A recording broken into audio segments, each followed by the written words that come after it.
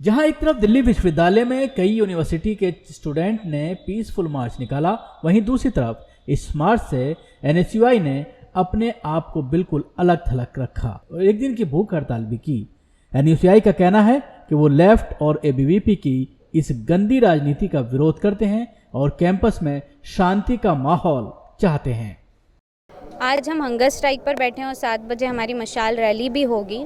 हम ये जो भी पूरी दुर्भाग्यपूर्ण घटना घटी है दिल्ली यूनिवर्सिटी में, जो पीस, हारमनी और लव के लिए जाना जाता था, यहाँ पे लोग हर प्रदेश से पढ़ाई करने आते थे, उनको पीटा गया है सिर्फ और सिर्फ इसलिए क्योंकि वो एक कॉन्फ्रेंस अटेंड करना चाहते थे। वो कितने कंट्रोवर्शियल लोग आ रहे थे या नहीं आ रहे थे वो सेकेंडरी है। जुरिस्डिक्शन बैठा है ये डिसाइड करने के लिए कि वो देशद्रोही हैं कि नहीं हैं। एबीवीपी या बीजेपी या कोई भी ऐसा संगठन, वो छात्र संगठन हो या वो कोई भी पॉलिटिकल पार्टी हो, ये बता नहीं सकता है कोई भी वर्डिक्ट आने के पहले कि वो देशद्रोही हैं कि नहीं है। इसलिए उन्होंने स्टूडेंट्स को पीटा था। आज के दिन एक लड़की उठी जो एक शहीद की बेटी है, अगर उसने आकर अपनी कुछ मेमोरीज शेयर की या उसने अपना एक स्टैंड रखा तो उसे रेप के थ्रेट्स दिए गए, उसे मारने की धमकी दी गई।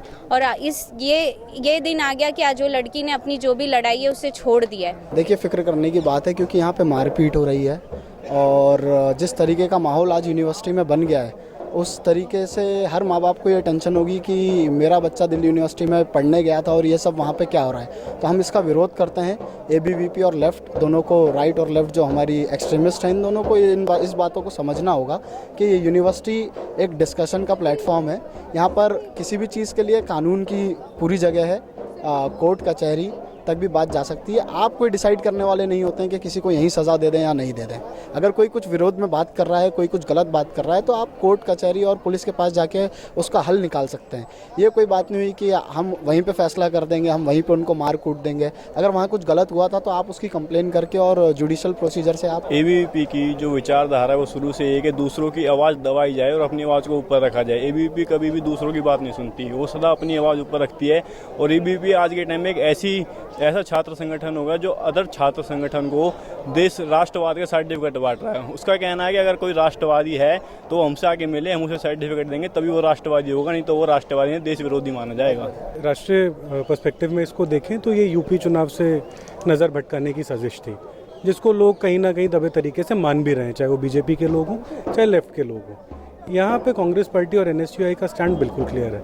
कैंपस एक जगह है जहाँ पे आप डिबेट करते हैं, आप डिस्कशन करते हैं, वहाँ मारधाड़ नहीं होती है। लेकिन ये जो दोनों संगठन हैं, चाहे वो राइट हो चाहे लेफ्ट हो, इनका इतिहास रहा है कि इन्होंने, चाहे वो कश्मीर के अंदर हो, चाहे छत्तीसगढ़ के अंदर हो, चाहे मध्य प्रदेश के अंदर हो, चाहे जेएनयू में हो, चाहे डीयू में हो, ऐसे हर कैंपस के अंदर जहाँ डिस्कशन और डिबेट का माहौल हुआ करता था, वहाँ इन लोगों ने अपने आप को लाकर वहाँ उस माहौल को ख़राब किया और लड़ाई झगड़ा और आतंक फैलाया, एक भगवा के नाम पर और एक लाल सलाम के नाम पर।